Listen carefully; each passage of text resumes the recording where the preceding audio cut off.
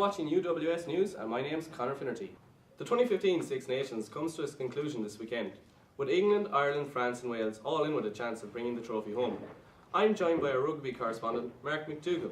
So after Mark, so much hope for the championship, what does Scotland have to do to avoid claiming the wooden spoon? Well, Conor, victory for Scotland against Ireland should ensure a fifth place finish due to their superior points difference against Italy. But it's going to be tough for them against Ireland as they're looking to retain their Six Nations trophy from last year.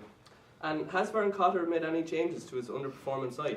Unfortunately for Vern, he doesn't have much option due to injuries to key players, but he has made two changes in his forward pack, with Adam Ash replacing Rob Harley at number 6, while Ryan Grant replaces his fellow prop, Alistair Dickinson. What are the scenarios for each of the teams still in contention for the championship? Well, it's a bit complicated, but should all three of Wales, Ireland and England win their matches, then it comes down to a points difference, which makes Wales rank outsiders as they need to overturn a 25-point deficit. Ireland would then need to beat England by more than what England beat France, which could hand England an advantage as they will go into their game, which is last on the day, knowing how much they need to win by.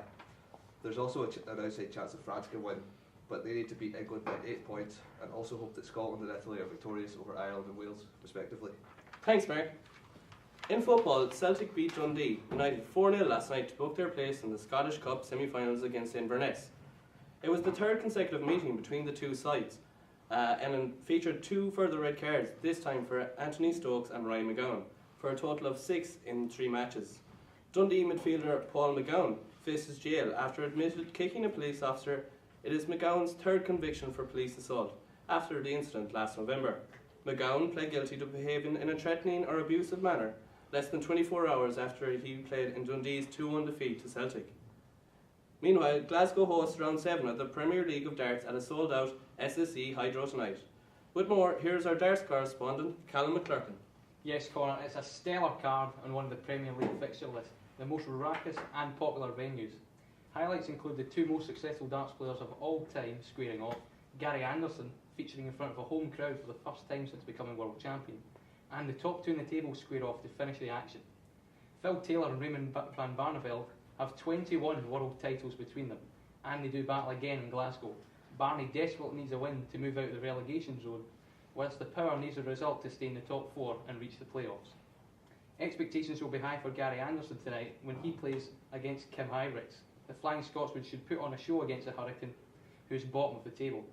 This is Anderson's first competitive match in Scotland since winning the world title, beating Phil Taylor 7-6 at the Ali Pali in January.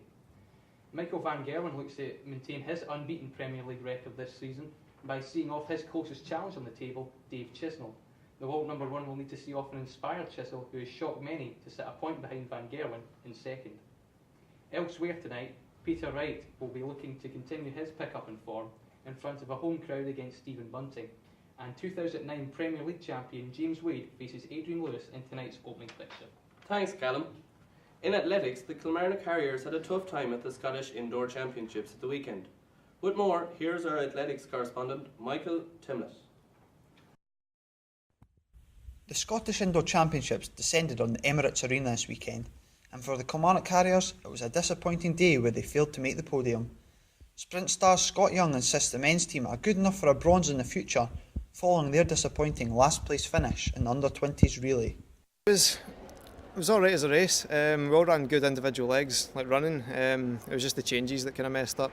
I mean, we could have got a bronze medal. We definitely had a better team than the people that got bronze. This is about getting the batting round as smoothly as possible. The women's team also missed out on a medal, falling inches short at the line and finishing 4th. Bethany Ross feels for the under-20s, practice will make perfect. I think we all ran a very good legs. We were just really unlucky and it was tough competition. I think it was quite hard because obviously Lauren's up in Aberdeen and I'm not in the sprints group, so we don't really train together, so probably just practicing more with like that and changes. The podium may have eluded the Harriers youngsters this time, but for the Kilmarnock club, the future is bright. Michael Temlett, UWS News. Scotland will play China for a place in the playoffs at the Women's World Curling Championships in Sapporo, Japan. Both sides finished the round robin with a record of 7 wins and 4 defeats and will play the tiebreaker at 12 AM UK time tomorrow morning. Eve Murray's team lost to China 7-5 in the round robin. The winner will play Russia in the 3v4 playoff at 10 AM tomorrow. That's all from me. Thanks very much for watching.